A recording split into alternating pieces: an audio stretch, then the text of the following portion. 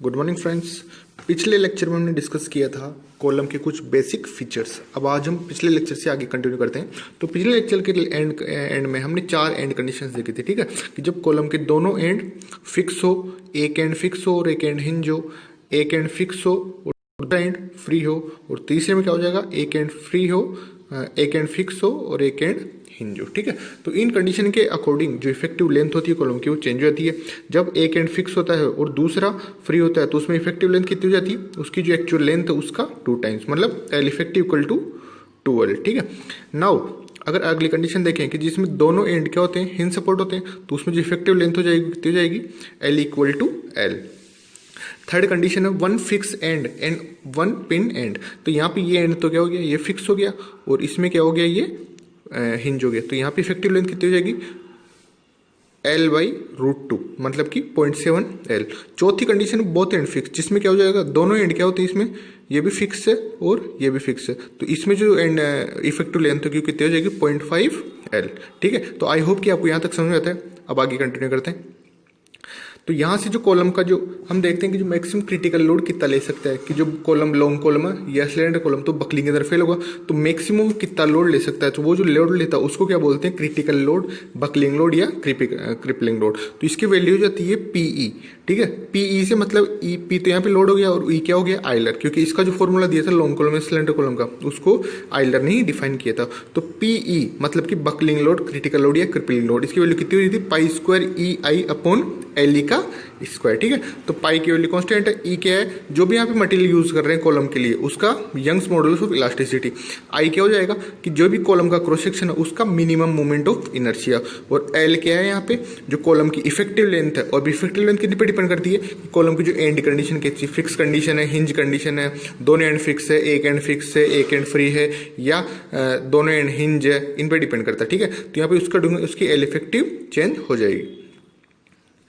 तो यहाँ पे हमने देखा कि and condition both side hinge हो गया, तो यहाँ पे एल इफेक्टिव कितना हो गया, एल के बराबर। तो इसमें क्रिपलिंग लोड कितना आ जाएगा, क्रिपलिंग लोड आ जाएगा π²EI/L²। जब एक एंड फिक्स होगा और दूसरा फ्री होगा तो एल इफेक्टिव कितनी हो जाएगी, 2L। तो यहाँ पे क्रिटिकल लोड कितना आ जाएगा, π²EI/L², और एल इफेक्टिव कितना हो जाएगा, जो ओरिजिनल लेंथ है उसका 4 टाइम्स, ठीक है।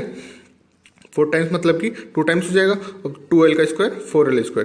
अब दोनों एंड फिक्स होते हैं तो उसमें एक जो इफेक्टिव लेंथ होगी कितनी हो जाएगी, L/2। तो यहाँ पे π²EI/L/2 का होल स्क्वायर, तो इसकी वैल्यू हो जाएगी 4π²EI/L²। तो one and fix and other and hinge. तो इसमें क्या हो जाता है, चौथी कंडीशन में एक एंड पे तो हिंज होता है और एक एंड से कॉलम फिक्स होता है, तो यहाँ पे जो इफेक्टिव लेंथ की आएगी वो कितनी आ जाएगी, L effective equal to L/√2। तो यहाँ पे ये फॉर्मूला बनता है π²EI/L²। तो एल कितना हो जाएगा, L/√2। तो L/√2 का होल स्क्वायर कितना हो जाएगा, L/2। तो 2 पर आते 2π²EI/L², ठीक है। तो यहाँ पे अब चीज देखते हैं कि स्लेंडरनेस रेशियो क्या होता है, ठीक है। तो स्लेंडरनेस रेशियो के लिए बात करें तो हमने अभी देखा कि जो आइलर्स लोड होता है क्रिटिकल लोड लॉन्ग कॉलम के लिए वो कितना होता है, π²EI/L²।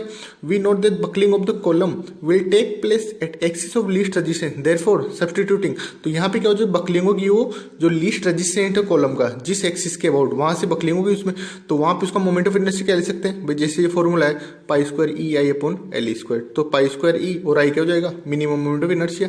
तो आई की वैल्यू क्या हो जाती है, area of cross section into radius of gyration का होल स्क्वायर। तो यहाँ पे A equal to area and K radius of gyration.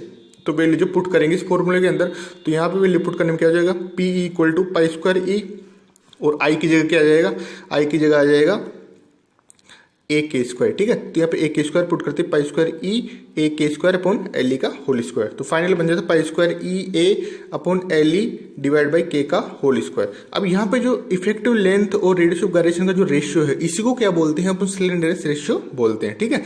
तो based on slenderness ratio columns are classified as short, long and intermediate. तो जो slenderness ratio की value होती है, मतलब कि कॉलम की इफेक्टिव लेंथ और जो रेडियस ऑफ गायरेशन होता है, उन दोनों का जो रेशियो का स्क्वायर होता है उसको क्या बोलते हैं, स्लेंडरनेस रेशियो, ठीक है। तो यहाँ पे स्लेंडरनेस रेशियो हो गया, तो LE का जो रेशियो होगा उसके हिसाब से डिफाइन कर दी, कॉलम शॉर्ट है, लॉन्ग है। Generally the slenderness ratio of short column is less than 32। तो जो शॉर्ट कॉलम उसके लिए स्लेंडरनेस रेशियो के वैल्यू कितनी आ जाएगी, 32 से कम आएगी। लॉन्ग कॉलम के लिए कितनी हो जाएगी इसकी वैल्यू, 120 से ज़्यादा। और जो इंटरमीडिएट कॉलम है, जो शॉर्ट और लॉन्ग दोनों के बीच की जो कंडीशन वाला कॉलम, उसको क्या बोलते हैं, इंटरमीडिएट कॉलम। उसके लिए क्या होता है कि जो रेडियस ऑफ गायरेशन के जो स्लेंडरनेस रेशियो की वैल्यू होती है वो कितनी हो जाती है, 32 से 120 तक। ठीक है, तो यहाँ से आप देख सकते हैं कि इस कंडीशन में यहाँ पे कॉलम लॉन्ग कंडीशन में आ रहा है, क्योंकि यहाँ पे जो रेडियस ऑफ गायरेशन है स्लेंडरनेस रेशियो है L/R, इसकी वैल्यू क्या आ रही है, 120 से ज़्यादा आ रही है। तो यहाँ पे ही केवल आइलर का जो बकलिंग फॉर्मूला एप्लीकेबल होगा, इसके अंदर की साइड नहीं होगा, क्योंकि यहाँ पे जो कंडीशन वो इंटरमीडिएट कॉलम है और स्टार्टिंग में शॉर्ट है। तो हमने एनालाइज कर लिया है कि जो शॉर्ट कॉलम होगा उसके लिए मैक्सिमम कितना लोड ले सकता है वो, क्रशिंग लोड, तो उसकी स्ट्रेंथ इनटू उसका एरिया। ठीक है, लेकिन जो लॉन्ग कॉलम होगा उसके लिए आइलर ने अपना फॉर्मूला दिया, कौन सा, पी क्रिटिकल इक्वल टू या P Euler equal to pi square E I upon L E का होल स्क्वायर। ठीक है, तो आप इससे ध्यान रखेंगे। Let's proceed to the next slide. अब इसके बाद देखते हैं हमने शॉर्ट कॉलम के लिए भी फॉर्मूला डिफाइन कर दिया कि शॉर्ट कॉलम मैक्सिमम कितना लोड ले सकता है। लॉन्ग कॉलम के लिए आइलर ने अलग से फॉर्मूला दे दिया कि लॉन्ग कॉलम कितना लोड ले सकता है। लेकिन अगर बात करें हम कि जो इंटरमीडिएट कॉलम है कि जो न तो लॉन्ग है न शॉर्ट है, तो उनके लिए जो उनकी लोड कैरिंग कैपेसिटी वो कितनी है, इसके बारे में अगर डिस्कस करें तो इसमें अपन क्या करते हैं, लॉन्ग कॉलम का कंसिडरेशन भी करना पड़ेगा और शॉर्ट कॉलम का कंसिडरेशन करना पड़ेगा। क्योंकि लॉन्ग कॉलम जो इंटरमीडिएट कॉलम है वो शॉर्ट कॉलम से तो कम लोड ले पाएंगे, लेकिन लॉन्ग कॉलम से ज़्यादा लोड ले पाएंगे। ठीक है, तो इनका मतलब इनकी जो लोड कैरिंग कैपेसिटी है वो कहीं ना कहीं लॉन्ग कॉलम और शॉर्ट कॉलम के बीच ही लाई करेगी। तो इसके लिए क्या किया, रैंकाइन, कोई साइंटिस्ट रैंकाइन ने एक फॉर्मूला डिफाइन किया। ठीक है, तो उनके अकॉर्डिंग क्या है कि we know that Euler's formula for calculating crippling load is valid only for long column. ठीक है, तो केवल लॉन्ग कॉलम के लिए डिफाइन होता है क्रिपलिंग लोड का formula, but the real problem arises for intermediate column which fails due to the combination of buckling and direct stretch. लेकिन क्या होता है, जो एक्चुअल प्रॉब्लम्स होती है वो क्या होती है, इंटरमीडिएट कॉलम्स होते हैं उसमें, मतलब जो फेलियर होता है कॉलम्स का वो बकलिंग भी होती है उनमें और उसका क्रशिंग भी होता है, तो कंबाइंड इफेक्ट होता है। इसका मतलब क्या होगा कि अपने को दोनों ही चीज़ों को एनालाइज करना पड़ेगा। उसके लिए रैंकाइन ने फॉर्मूला दिया अपना, the Rankine suggested empirical formula. Empirical formulas क्या होते हैं कि जो एक्सपेरिमेंटल बेसिस होते हैं, एक्सपेरिमेंट्स किए जाते हैं और उसका कुछ मैथमेटिकल फॉर्म के अंदर उसका रिजल्ट शो किया जाता है। तो the Rankine suggested an empirical formula which is valid for all types of column. The Rankine formula is given by 1/PR equal to 1/PC plus 1/P। तो रैंकाइन ने क्या किया, एक ऐसा फॉर्मूला दिया जो सभी टाइप के कॉलम पे लागू होता है, चाहे वो शॉर्ट हो, चाहे वो लॉन्ग हो या चाहे वो इंटरमीडिएट हो। बेसिकली इंटरमीडिएट कॉलम के लिए यूज़ किया जाता है। अब इंटरमीडिएट कॉलम का पता कैसे चलेगा कि कोई कॉलम इंटरमीडिएट है या लॉन्ग है, शॉर्ट है। तो अगर स्लेंडरनेस रेशियो की वैल्यू 32 से कम है तो वो कॉलम किसमें आ जाएगा, शॉर्ट कॉलम की कैटेगरी में। अगर स्लेंडरनेस रेशियो की वैल्यू 120 से ज़्यादा है तो कॉलम किसकी कैटेगरी में आ जाएगा, लॉन्ग कॉलम। तो वहाँ पे आइलर का फॉर्मूला एप्लीकेबल हो जाएगा। लेकिन अगर स्लेंडरनेस रेशियो की वैल्यू 32 to 120 मतलब 32 से लेकर 120 के बीच अगर आ रही है तो वो कॉलम 100% किस में आ जाएगा, इंटरमीडिएट कॉलम की कैटेगरी में। तो वहाँ पे अगर उसका लोड निकालना हो कि मैक्सिमम कितना लोड ले पाएगा तो उसको क्या बोलेंगे, जो ये रैंकाइन फॉर्मूला वहाँ से कैलकुलेट कर लेंगे। अब यहाँ पे अलग अलग टर्म है कि 1/PC प्लस 1/P। तो यहाँ पे P तो क्या हो जाएगा, लॉन्ग कॉलम के हिसाब से आइलर लोड हो गया, PC लोड जो कि शॉर्ट कॉलम के लिए हो गया। तो यहाँ पे हमने क्या, और यहाँ पे PR क्या है, रैंकाइन लोड की इंटरमीडिएट कॉलम कितना लोड ले सकता है। ठीक है, तो यहाँ पे हमने देखा कि देखिए अब एक तरह से शॉर्ट कॉलम का भी रोल है इसके अंदर और इसके अंदर लॉन्ग कॉलम का भी रोल है, तभी अपन ने जो रैंक है ना वो दोनों टाइप के कॉलम के लिए कैलकुलेट हो जाएगा। ठीक है, तो यहाँ पे अगर एक चीज देखें अपन तो PR क्या हो जाएगा, crippling load bye Rankine formula. ठीक है, तो यहाँ पे रैंकाइन के अनुसार जो लोड कितना लोड ले सकता है कॉलम, उसकी वैल्यू यहाँ से PR से शो की जाएगी। PC क्या हो जाएगा, क्रशिंग लोड, कि शॉर्ट कॉलम के हिसाब से, क्योंकि शॉर्ट कॉलम किसमें फेल होंगे, क्रशिंग के अंदर। तो क्रशिंग स्ट्रेंथ कितनी हो जाएगी कॉलम की, उसकी क्रशिंग स्ट्रेंथ मतलब क्रशिंग मैक्सिमम कितना स्ट्रेस सस्टेन कर सकता है, कितना स्ट्रेस बियर कर सकता है, इनटू उसका cross sectional area of the column. और P क्या हो जाएगा, buckling load, Euler's buckling load, ये कितना हो जाएगा, P equal to pi square EI/LE का होल स्क्वायर।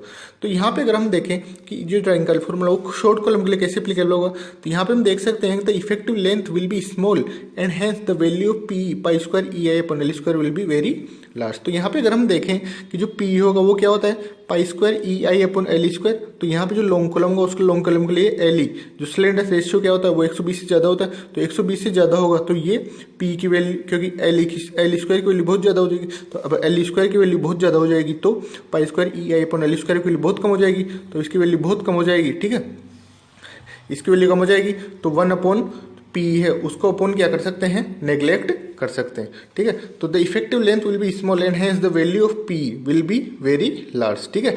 तो इसकी पी की वैल्यू क्या हो जाएगी, बहुत ज़्यादा हो जाएगी। अब पी की वैल्यू ज़्यादा हो जाएगी तो 1/p की वैल्यू कम हो जाएगी, hence 1/p is very small and can be neglected, ठीक है। तो पी की वैल्यू ज़्यादा आएगी वहाँ से, अब पी की वैल्यू ज़्यादा आएगी, ठीक है। पी की वैल्यू ज़्यादा आई तो उसकी वजह से 1/p की वैल्यू कम हो जाएगी, तो therefore 1/pr equal to 1/pc। तो यहाँ से क्या लिख सकते हैं कि जो रिंग का स्ट्रेंथ है उसका क्रिपिंग लोड है वो कितना हो जाएगा, क्रशिंग लोड के बराबर, जो कि शॉर्ट कॉलम के लिए एप्लीकेबल है, ठीक है। अब लॉन्ग कॉलम के लिए देखें तो अगर लॉन्ग कॉलम के लिए देखें अपन तो we neglect the effect direct compression और crushing and hence the term 1/pc can be neglected. अब अगर लॉन्ग कॉलम होगा तो लॉन्ग कॉलम के लिए क्या हो जाएगा, वो स्लेंडर रेशियो के लिए ज़्यादा हो जाएगी, तो वो जो 1/pc वाली टर्म है वो नेग्लेक्ट कर सकते हैं। तो यहाँ से 1/pr इक्वल टू 1/p, तो यहाँ से pr इक्वल टू p, तो लॉन्ग कॉलम वाली कंडीशन यहाँ से सेटिस्फैक्ट्री हो जाएगी। Hence Rankine formula 1/pr equal to 1/pc plus 1/p is satisfactory for all types of column. तो जब कॉलम शॉर्ट होगा तो वहाँ पे तो क्या हो जाएगा, जो स्लेंडर रेशियो है उसकी वैल्यू कम हो जाएगी, ठीक है। अब स्लेंडर रेशियो की वैल्यू कम हो जाएगी तो एल की स्क्वायर की वैल्यू कम है तो इसकी वैल्यू ज़्यादा है, तो 1/p की वैल्यू कम है, इसकी वैल्यू कम है तो 1/pr को किसके इक्वल मान सकते हैं, 1/pr को मैं इक्वल मान सकते हैं 1/pc। तो यहाँ से pr इक्वल टू pc, जब कॉलम लॉन्ग होगा तो pr इक्वल टू p, ठीक है। तो दोनों टाइप के कॉलम के लिए एप्लीकेबल होता है। अब इसकी थोड़ी कैलकुलेशन देख लेते हैं। तो 1/pr equal to 1/pc plus 1/p, तो 1/pr। अब यहाँ से एलसीएम ले लेंगे तो pc p एलसीएम आ गया, तो ऊपर क्या आ जाएगा यहाँ से pc और यहाँ पे p, तो pr equal to pc plus p।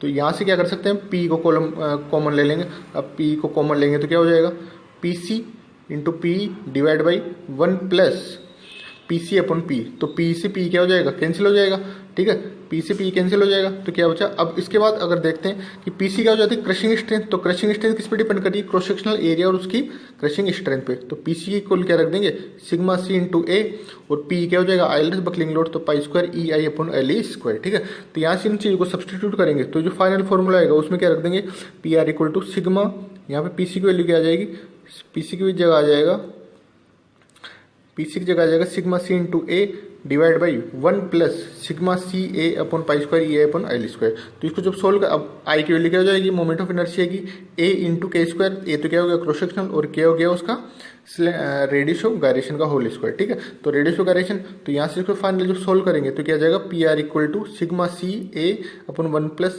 ALE/K का होल स्क्वायर। अब यहाँ पे ए क्या है कि सिग्मा सी अपन पाई स्क्वायर, ये एक कांस्टेंट है, तो ये कांस्टेंट की जगह क्या रख सकते हैं अपन, एक कांस्टेंट रख दिया ए, इसको क्या बोल देते हैं, ए को रैंकाइन कांस्टेंट, जिसकी वैल्यू होती है सिग्मा सी अपन पाई स्क्वायर ई।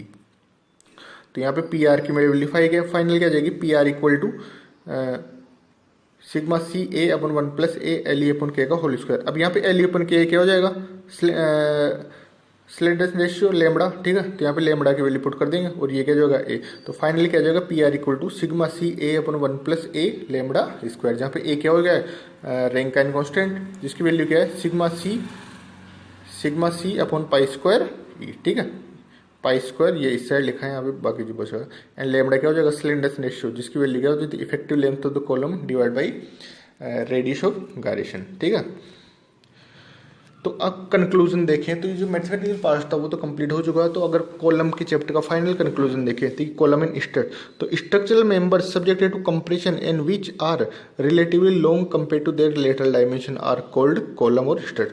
तो जो भी स्ट्रक्चरल मेंबर होते हैं जिनकी जो लेटरल डायमेंशन होती है उनकी लंबाई की कंपेयर में बहुत कम होती है, इसका वाइस वर्सा बोले कि जिनकी जो लेंथ होती है उनकी लेटरल डायमेंशन की कंपेयर में बहुत ज़्यादा होती है, उसको क्या बोलते हैं, कॉलम या स्ट्रट। अब स्ट्रट तो अब इसका मतलब दोनों क्या है, कंप्रेशन मेंबर है, लेकिन अगर कोई कंप्रेशन में हॉरिजॉन्टल या इंक्लाइंड पोजीशन में तो उसको क्या बोलते थे, स्ट्रट बोल देते। लेकिन अगर वही कंप्रेशन मेंबर वर्टिकल पोजीशन के अंदर है तो उसको क्या बोल देंगे, column. Generally the term column is used to denote vertical members and the term strut denote the inclined member, जो कि हमने अभी डिस्कस किया। Short columns fail by crushing और yielding of the material under the load. तो short column किसमें fail होता है, क्रशिंग में या यील्डिंग में। Long columns fail by buckling at a sustainable smaller load, ठीक है। तो जो लॉन्ग कॉलम्स होंगे किसमें फेल होंगे, बकलिंग के अंदर, और बकलिंग लोड हमेशा ही क्रशिंग लोड से कम होता है, ठीक है, क्योंकि उसमें जो मटेरियल होता है वो फुली यील्ड नहीं हो पाता, वो अपनी पूरी स्ट्रेंथ उसमें काम नहीं आ पाती है, जो अपनी यील्ड पॉइंट या अल्टीमेट क्रशिंग पॉइंट से पहुंचने से पहले ही मटेरियल बकल हो जाता है, ठीक है। तो उसमें उसकी पूरी जो स्ट्रेंथ होती है मटेरियल को वो यूज़ नहीं हो पाती, ठीक है। इसलिए हमेशा ही जो क्रशिंग लोड होगा वो बकलिंग लोड से ज़्यादा होगा। इसका मतलब क्या हुआ कि जो शॉर्ट कॉलम होंगे वो लॉन्ग कॉलम के कंपेयर में हमेशा ही ज़्यादा लोड ले पाएंगे, और जो इंटरमीडिएट कॉलम होंगे वो इन दोनों के बीच में कुछ लोड लेंगे। The buckling load is less than the crushing load for a long column, ठीक है। तो जो बकलिंग लोड होता है वो क्या हो जाता है, हमेशा ही क्रशिंग लोड से कम होता है, ठीक है। The value of buckling load for long column is low, whereas for the short column the value of buckling load is relatively high. तो ये चीज़ हम डिस्कस कर चुके हैं, जो शॉर्ट कॉलम होगा उसके लिए बकलिंग लोड की वैल्यू ज़्यादा होती है, और जो लॉन्ग कॉलम होता है उसके लिए जो बकलिंग लोड है उसकी वैल्यू कम होती है। और जो इंटरमीडिएट कॉलम होंगे वो इन दोनों के बीच में कहीं उनकी स्ट्रेंथ या उनकी जो कैपेसिटी है लोड करने की कैपेसिटी वो लाई करेगी, ठीक है। तो आई होप कि आपको लेक्चर समझ में आया होगा। प्लीज़ हमारे चैनल को सब्सक्राइब कीजिए, ज़्यादा से ज़्यादा लाइक्स कीजिए, अपने दोस्तों के साथ शेयर कीजिए, और कुछ भी डाउट हो आपको तो आप कमेंट करके मुझसे पूछ सकते हैं। Thank you very much.